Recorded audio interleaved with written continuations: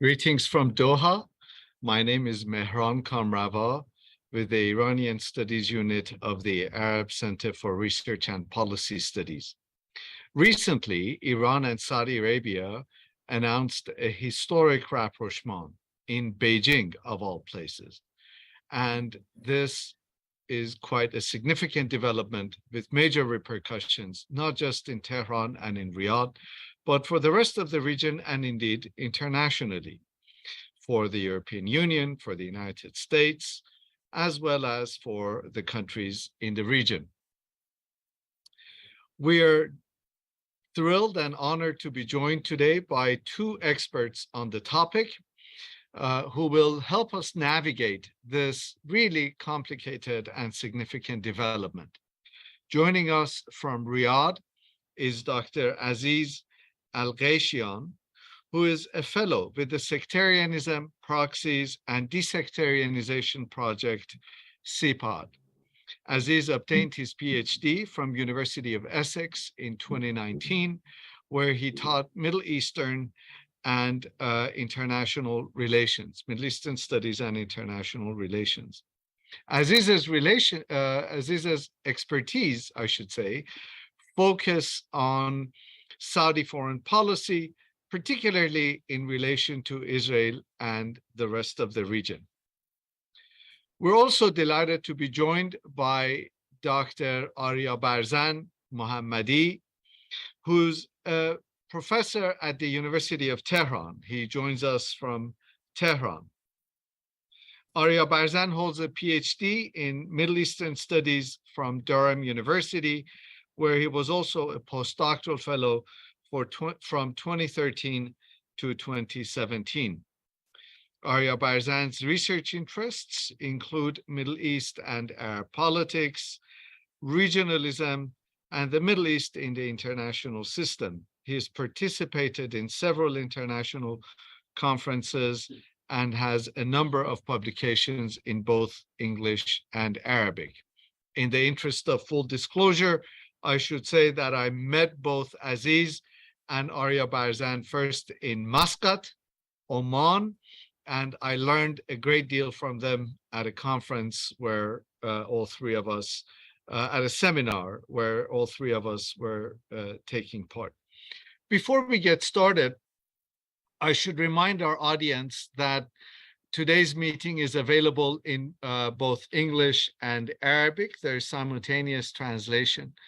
At the bottom of your screen, there's a button that will enable you to choose your language, whether you prefer Arabic or English, and Arabic translation is available simultaneously.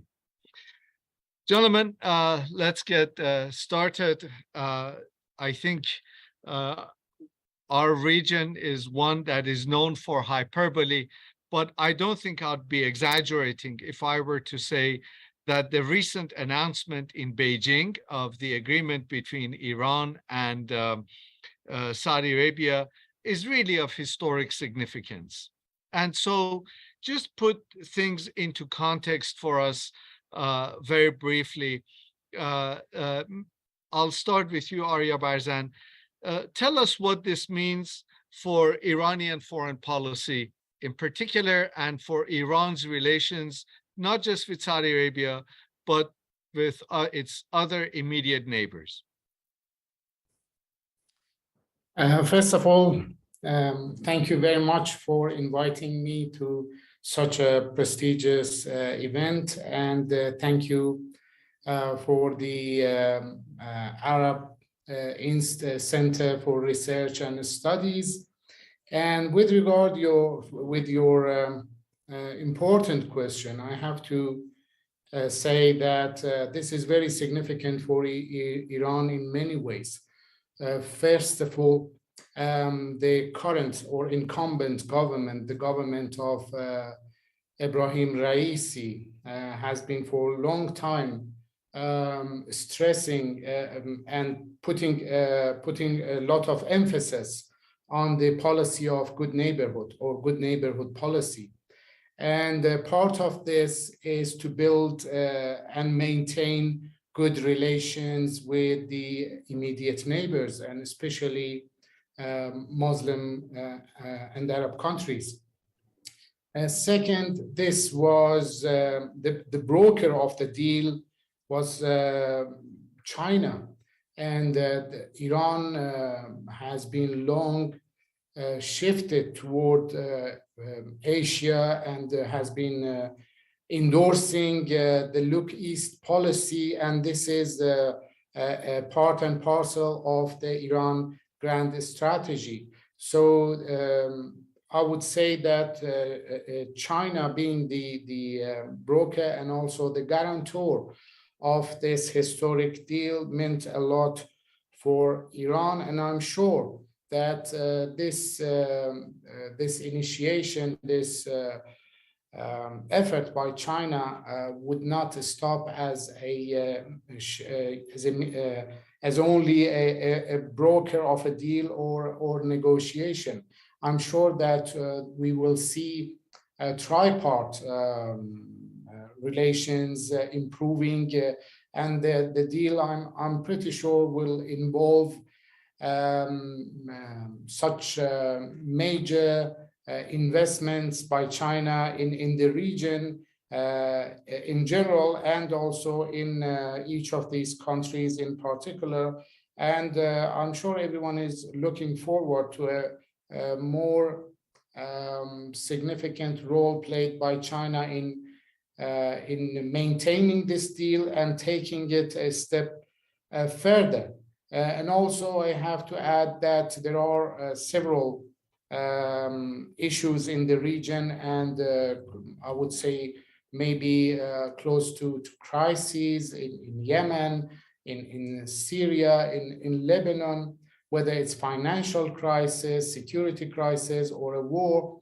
And there is a big hope that this rapprochement will be translated into some sort of a regional deal vis-a-vis these important issues, and would not stop at bilateral relationships. Thank you so much. Aziz, let me turn to you and ask the same question.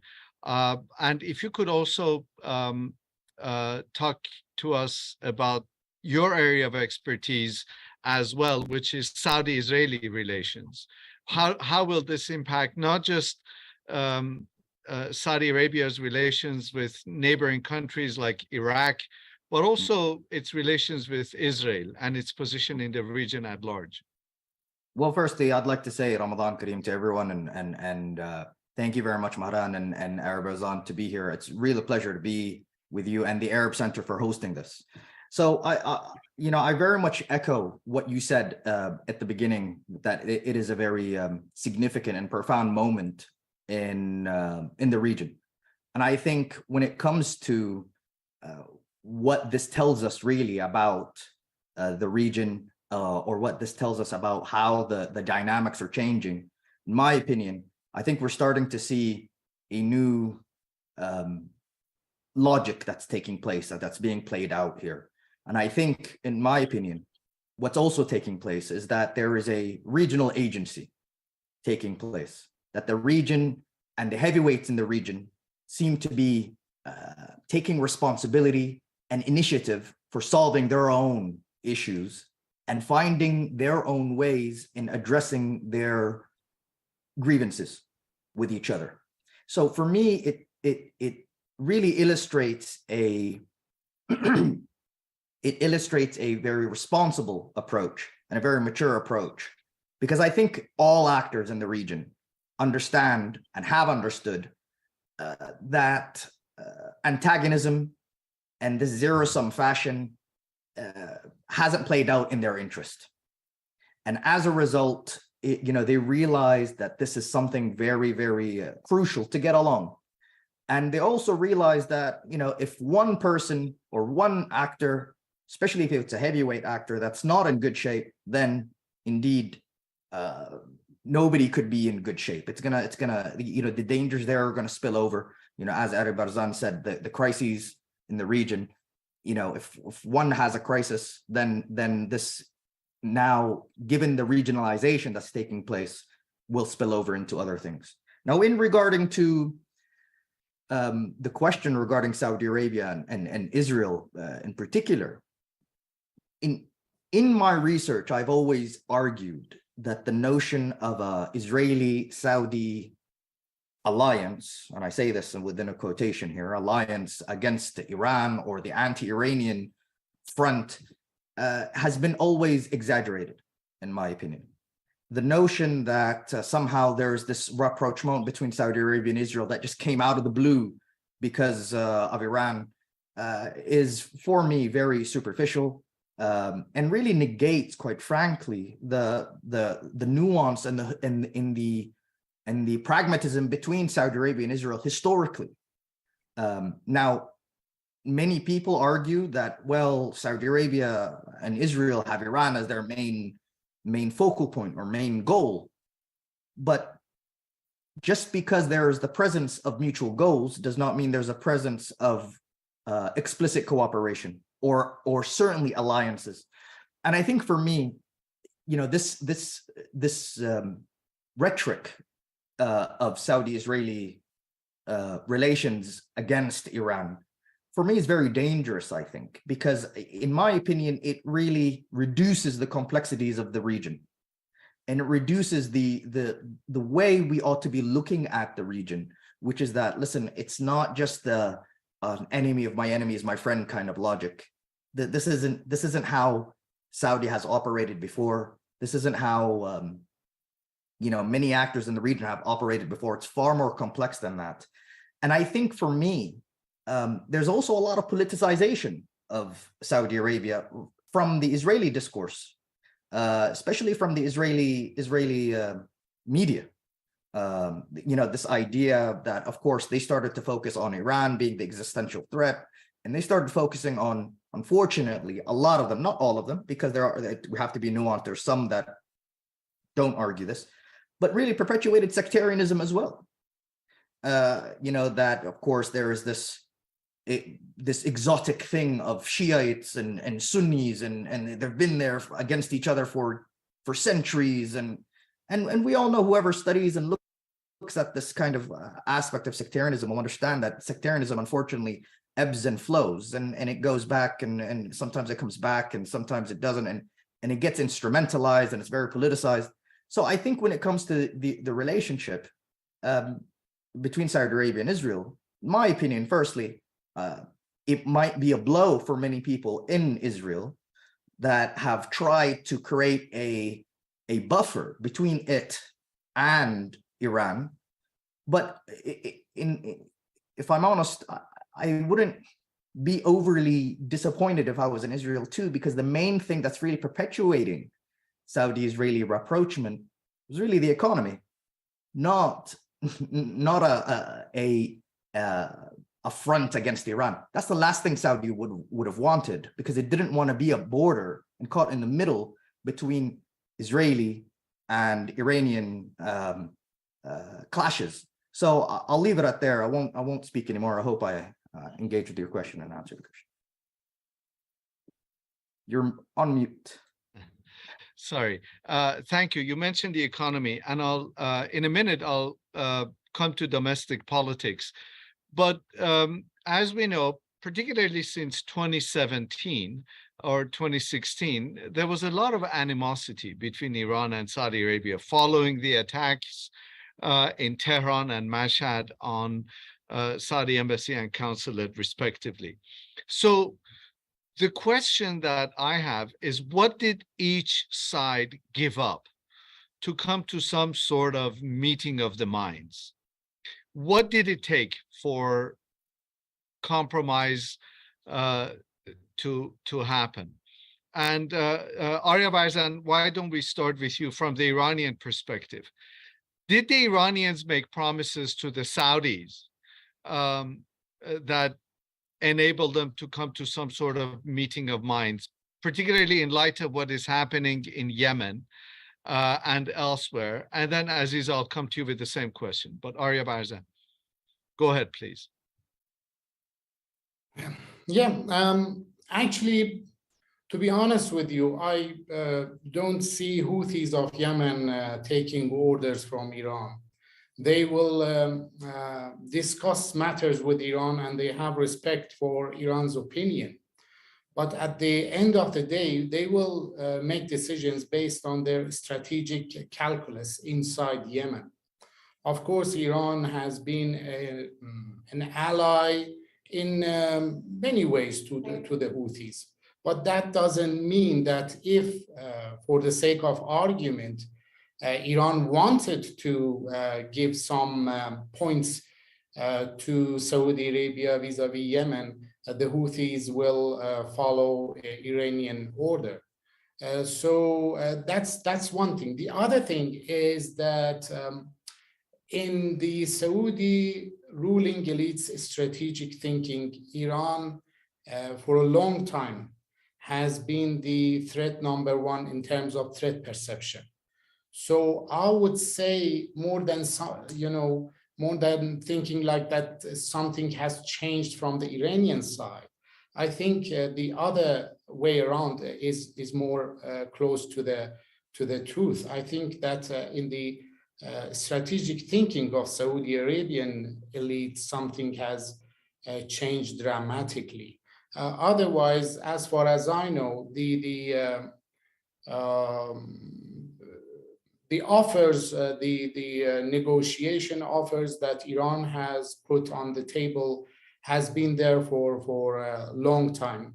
For example, a negotiation over Yemen, whatever Iran could do to facilitate some peace talks, it has been there for at least 2 or 3 years.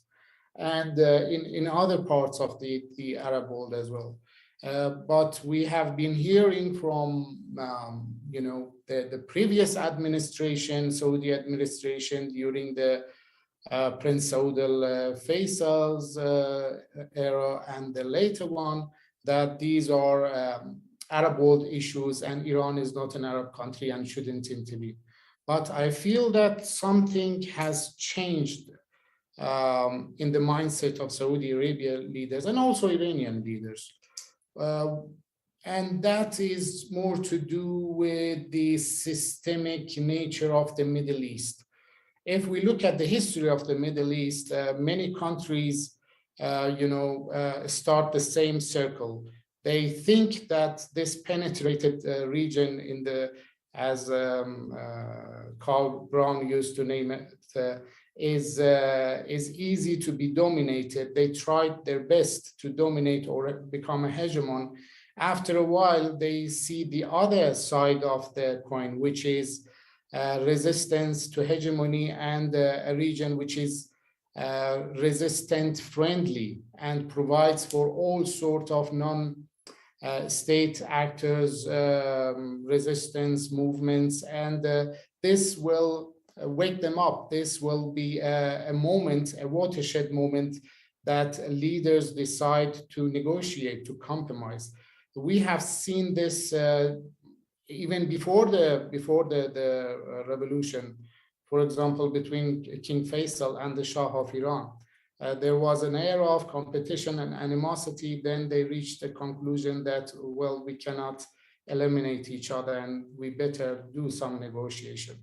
And after the revolution, we have seen eras of cooperation, animosity, cold peace. But I hope that this time things are different, especially because of the emerging new world order, which is a multipolar world order. So, and we know that in these uncertain times of emerging world order, we know that regions and needs to consolidate their intra-regional commerce and trade and relations in order to act as a bloc in the face of, I would say, sometimes warring strong poles in this multipolar world order. And I see the decision reached by the two states, two countries, a result of events in not only in the region, but at the international level. For example, the war in Ukraine, also the oil wars of 2020, 2022, 2023. And finally, I think if we look at Saudi elites, ruling elites' strategic thinking, diversification is the focal point. Aziz, I think we've lost Ariabarzan for the moment. He's back. Go ahead. Sorry, Ariabarzan, we lost you for a minute. Go ahead, finish your thought quickly. I was saying that in the strategic thinking of Saudi ruling elite, diversification is the focal point in their strategic thinking. And if we look at the Crown Prince's behavior and also policies, we see that he used this diversification to diversify the sources of state legitimacy, economy, security, and alliances. So I see this as a piece in this puzzle, if I may. Thank you. Thank you. Aziz, do you think each side gave each other security guarantees, whether directly or in places like Iraq, Syria, Yemen, elsewhere? Well, I mean, it's an interesting question, because I think it's many people would probably look at this relationship now and then will assume, where is the transaction? You know, where has the transaction taken place? And I think if one is to really look at the transaction, an explicit transaction, I think they'll struggle. Because I think, you know, as Ariabarzan mentioned, the problem in some of how people understand the situation is that, for example, either the Houthi rebels or Ansarullah or Hezbollah or other proxies in Iraq, that somehow Iran will just switch on the proxy light or turn off the proxy light, and all of a sudden everything will just stop. And I think this is for me very unnuanced, because they too have their agency. They too have their kind of, you know, as Ariabarzan said, calculations, which I think, in my opinion, will lead to, this is the potential problem in the future, in my opinion. But what I do think is that they have all agreed to invest in a more stable region and address these issues, because they all understand what the grievances are between them. And while some may deny attachment to this, or the extent of attachment to these groups or those groups, or etc., I think they all know what the other has, I won't say against them, but what the other has a grievance with them. But what I think this relationship, this deal is very interesting. And I think what gives it the traction and longevity is that it was built on positive aspects rather than negative aspects. In other words, it was built on saying, okay, let's just agree to cooperate. You know, let's agree to, you know, as Ariabarzan said, work together as part of a region. And I think that's very consistent with really the rhetoric and the discourse of the Crown Prince for the past few years, because for the past few years, you know, he has always been emphasizing the notion of a prosperous region, not a prosperous Saudi Arabia. And he believes that he of course wants a prosperous Saudi Arabia, but through a prosperous region. And you know, this is, I think, at the heart of this relationship.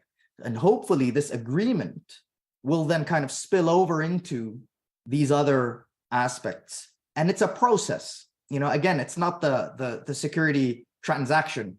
It's addressing the core issues of these securities and kind of using gradually their leverage on these different entities or these different spheres. Now, there's also another thing, is that it's a process, and it's going to take a while. and it's going at the root cause of these issues. I also think that the strategic calculation, very much I agree with Ariabarzan about the diversification in the multipolar world or emerging multipolar world. But I also, to be very, very precise, I would say the strategic calculation regionally for Saudi Arabia is that it really wants to go against turbulence and security vacuums. This is, I think, the biggest danger that Saudi Arabia faces, in my opinion, because what it doesn't want is these security vacuums popping up, causing mayhem, causing, to be honest with you, something that will dissuade investors and dissuade the flow of the economy or the economic kind of investment that is trying to be attracted. By the way, I mean, internationally, just like what Ariabarzan said, you know, it's not just the war in Ukraine. It's not just the oil tit for tats and prices, but it's also, I mean, Ariabarzan went to Durham. I went to Essex. I mean, if we all look at what's happening in the UK and Europe, I mean, look at the amount of strikes that's happening there. You know, look at the amount of strikes that's happening in the United States, for example. The economic situations there. So the region of the Middle East is now perhaps becoming an alternative, an attractive alternative, somewhat. You know, people they're branding it as such. So I think for me, this is it's a very strategic, and I think this move is addressing the core issues in a very self-interested way, that it won't be your interest for any turbulence, if there is any turbulence in the region, you know, and it's basically interdependence, in my opinion. I mean, you look at, for example, the finance minister in Saudi, Minister Jad'an, he said there's a lot of great opportunities to invest in the brotherly nation of Iran. I mean, this wasn't, you know, people wouldn't have expected someone to say this, but you could see the thawing of relations and the thawing of the demonizing rhetoric for some time. It didn't just happen, you know, instantly, but nevertheless, so at the heart of this is also, you know, the economic interdependence and well-being. And I think this is where China is more befitting of facilitating this role than the United States. I think both, by the way, both Saudi Arabia and Iran have as a common issue, by the way, is probably their frustration with the United States in different ways, in my opinion. That perhaps they didn't give with Saudi Arabia, they didn't give the security guarantees that it wanted. There was this hesitation. And of course, with Iran, and of course, you guys know more, this idea of, yeah, we want to have a deal, but plus this, plus that, and we're kind of making a deal in order for you to reject it. So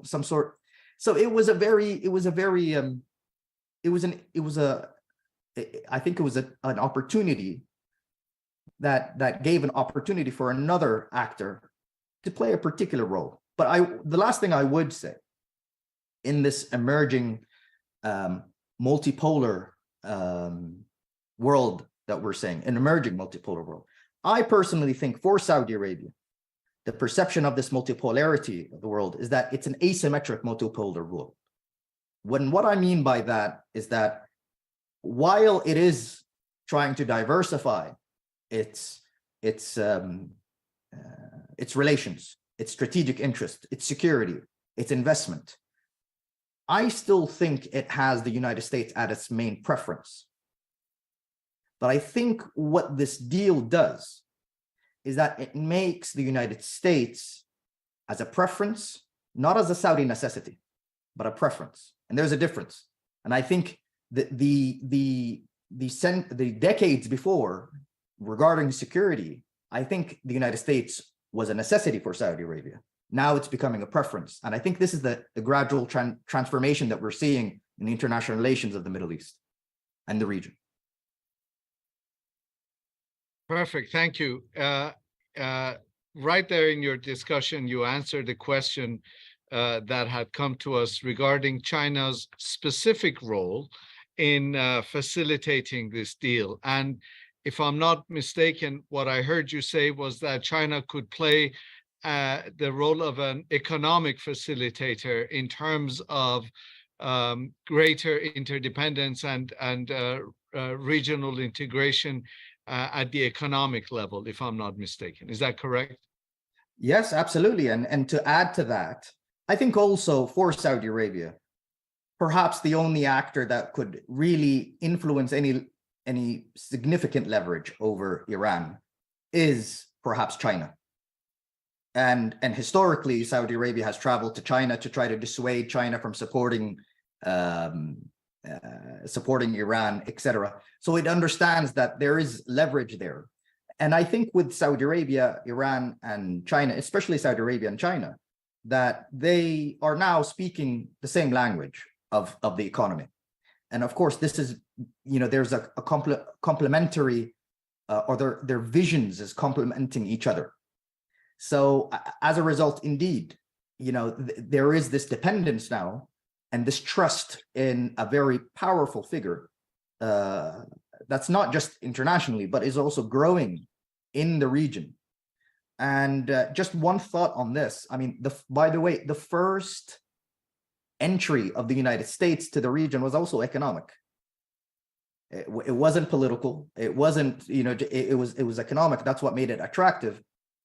And so we're starting to see perhaps, a different kind of, a beginning of something very interesting to see the international dynamics of the Middle East. Thank you. And you know better that Saudi Arabia just took the first substantive step to join the Shanghai Cooperation Organization, which Iran had joined earlier. So, and that's quite significant. Yes. In Absolutely. that sense. Thank you. Ariabarzan, there's another question. What does this mean for the JCPOA? Well, it's an interesting question, because if you listen to the official discourse, it means that Iran can build healthy relationships with its neighbors, and that would serve its economy without JCPOA.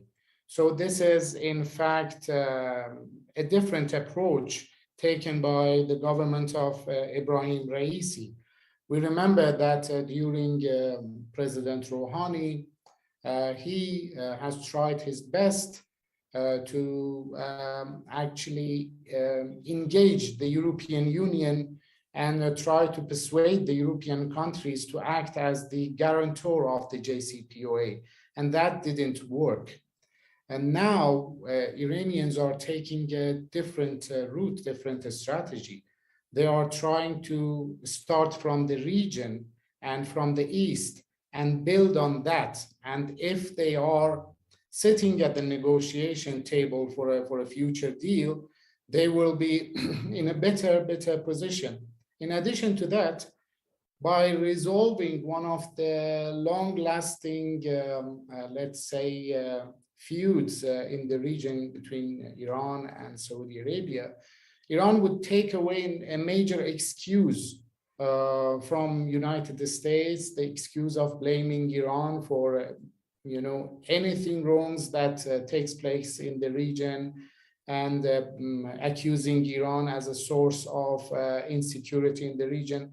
And we know that the rhetoric of the United States.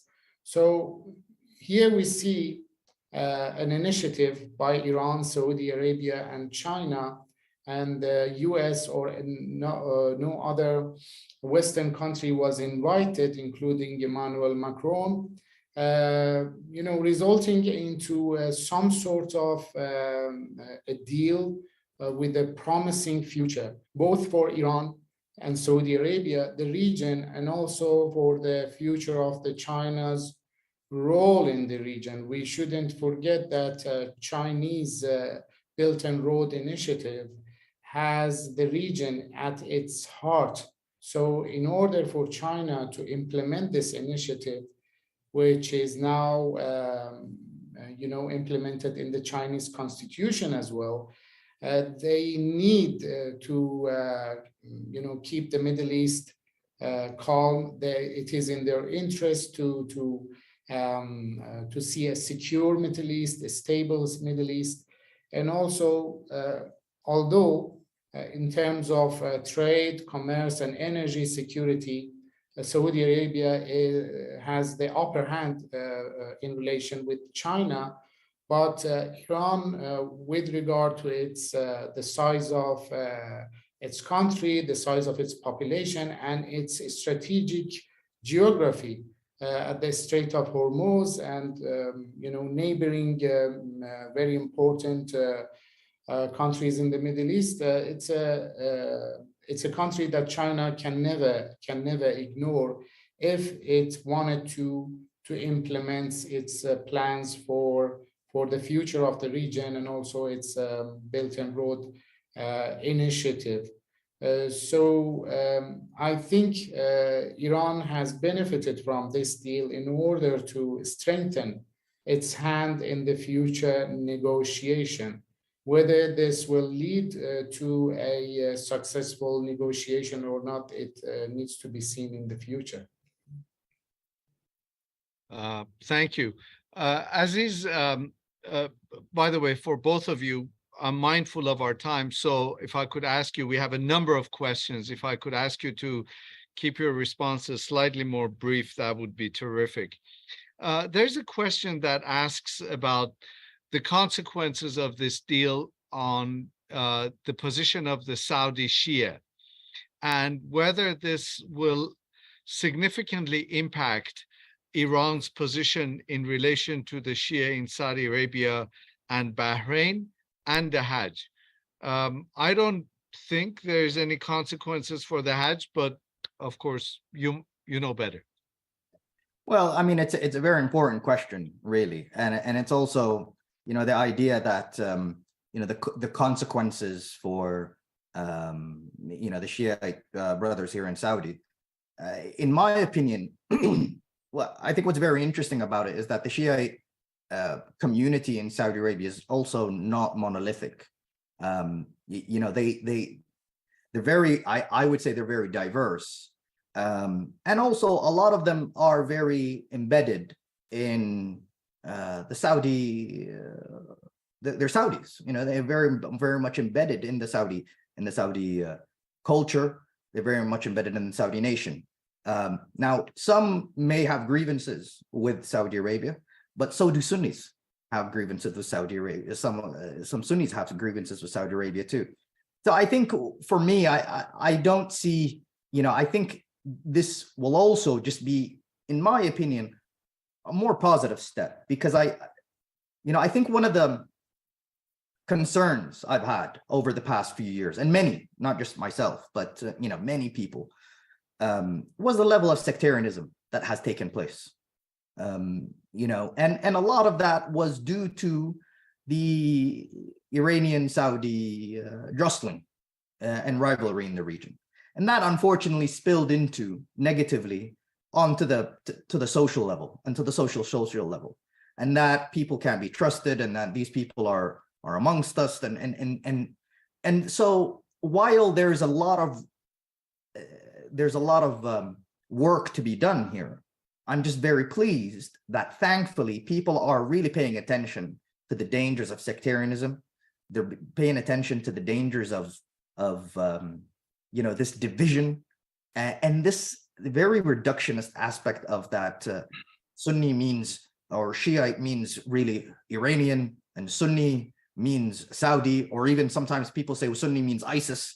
And this is very, very dangerous. So that's why I think we, the academics and the civil society, really have a lot to do with this. So I think the Saudi, just to be short, the Saudi-Iranian rapprochement here is only beneficial for Shiite minorities within the Arab Gulf, the GCC states.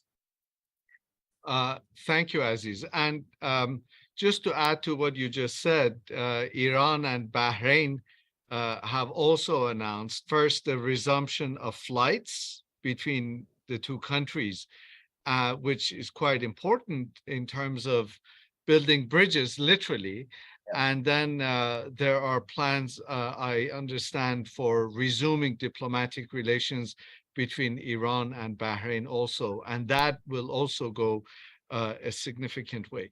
But you point to a very important point, and that is this kind of spread of sectarian sensibilities, particularly after the Arab Spring in 2011.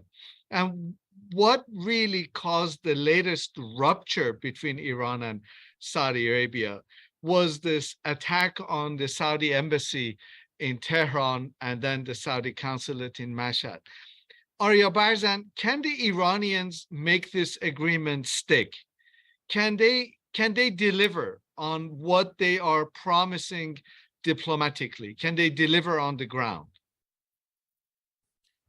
Well, even if they deliver on the ground, but Saudi Arabia and Iran couldn't build, a strong economic relationship, this will not amount to anything feasible in the future. So it will remain a cold peace. So the only way forward is the interdependency, economically speaking.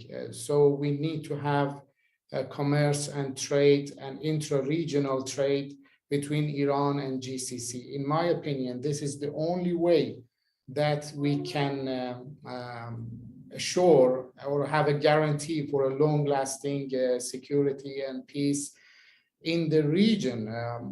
What I have in mind is some sort of, a democratic peace theory minus democracy. So if we could name it commerce or trade peace theory. So if countries on the both sides of the Persian Gulf have started building or strengthening their trade relations and have started thinking with the mentality of building networks of trade routes and commerce initiatives instead of unhealthy competition. Little by little, they will increase the regional integration. By the way, we know that Middle East is one of the least integrated region, internally integrated regions in the world.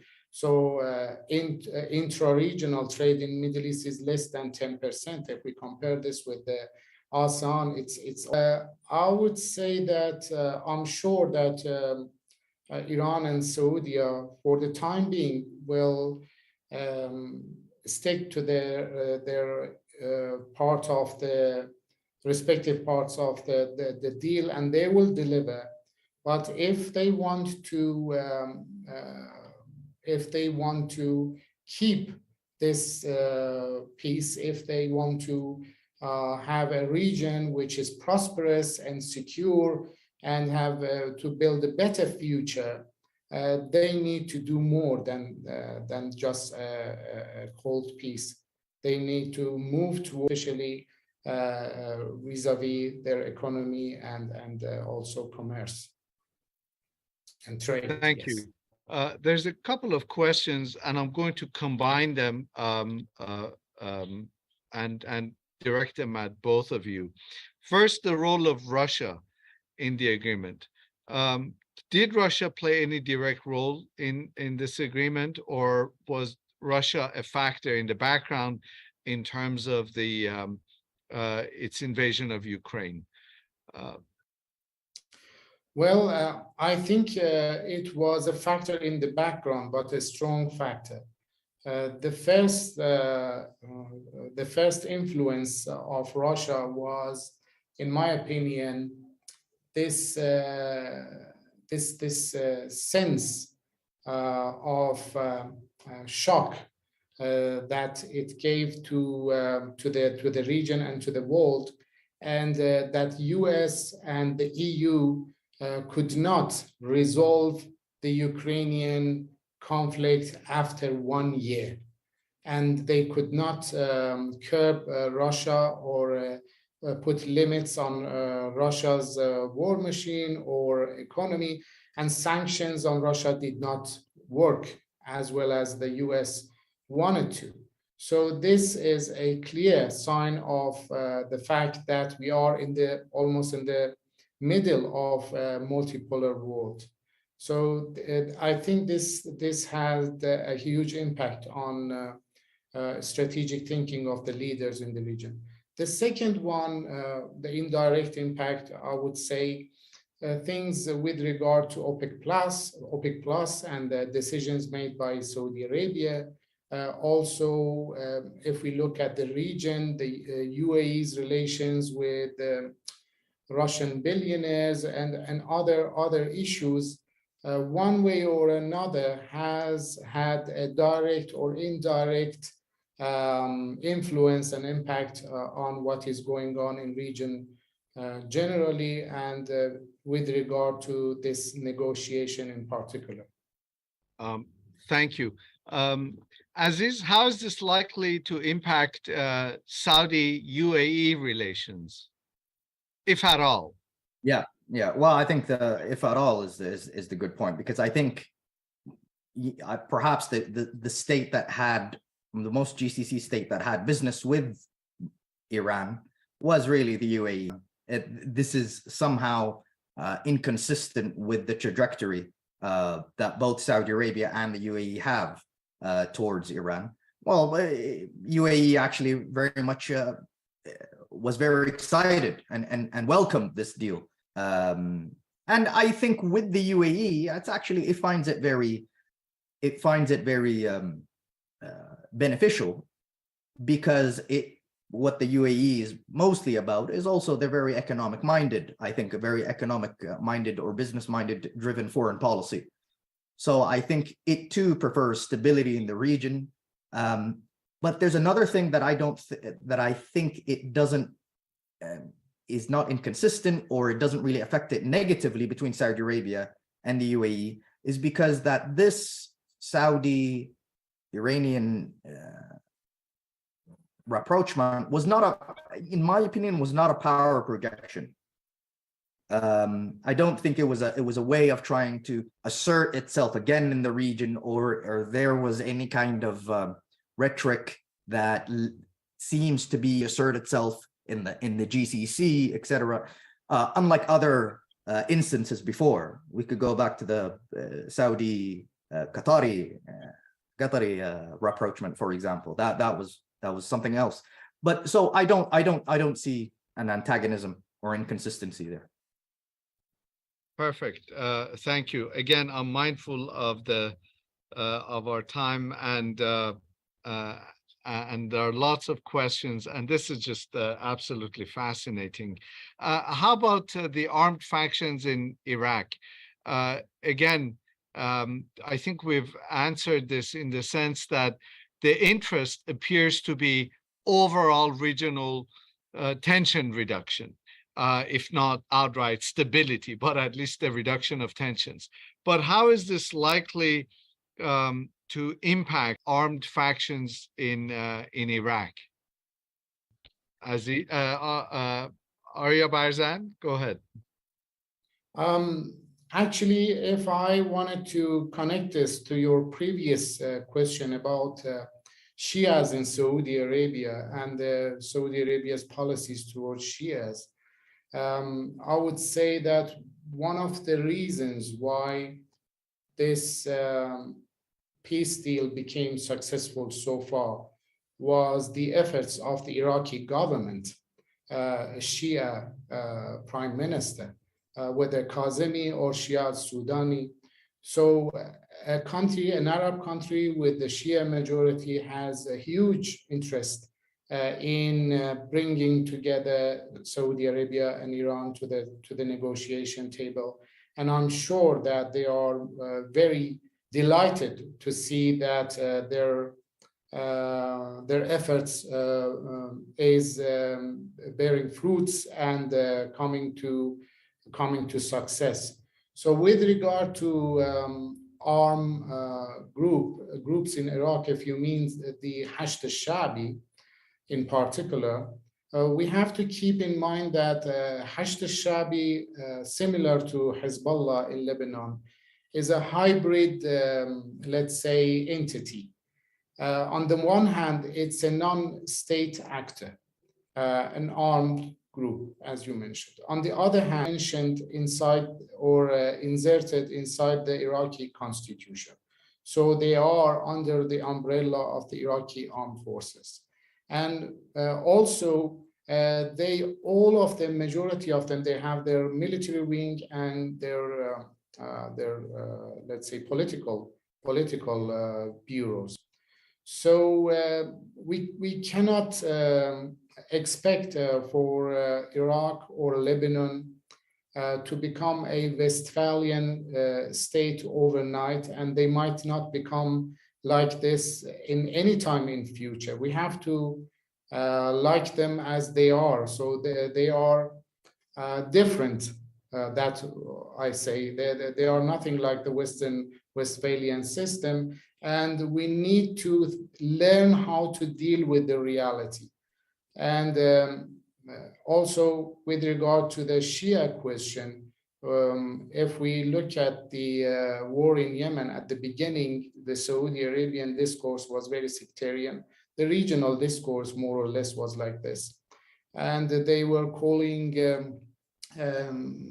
Houthis names in the Saudi media, derogative names, calling them Majusis, etc., etc. But recently, at the request of a Shia cleric, an Iraqi Shia cleric, a soap opera that was regarded offensive to Shias, as far as I know, was withdrawn from a major Saudi-sponsored television. So we see that Iraq is becoming a very important factor in the regional dilemma, or in the regional analysis. And this is a country with about 5 million barrels per day production of oil, and still thinks that with all of this oil, it needs for Iran and Saudi Arabia to reach a peace if they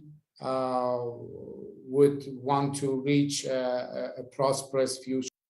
Perfect. Thank you. I want to ask one last question, and the last word goes to you, Aziz. Syria.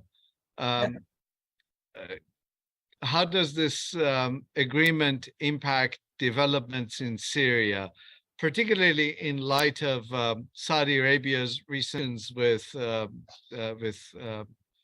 Bashar Assad? Yeah.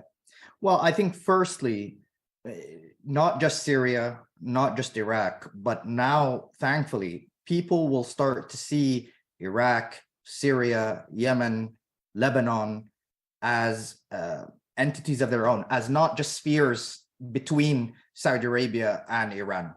Because once that happens, it's kind of overlooking the issue, and it's also overlooking the complexities that has facilitated the presence of both Saudi Arabia and Iran there.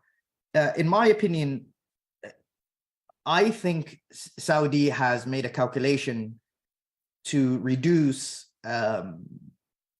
its desire to change the status quo in Syria since perhaps 2016. I remember a TV interview that the Crown Prince gave, and I think when he was still Deputy Crown Prince, and he said, Syria, and he was asked about this, I think by someone called Dawood Sharian. He was asked about this, and he said, okay, well, what do you think about Syria? And he said, well, Syria now has taken an international dynamic, and I think he was insinuating the presence of Russia there, and therefore we're just going to have to figure out a suitable solution and a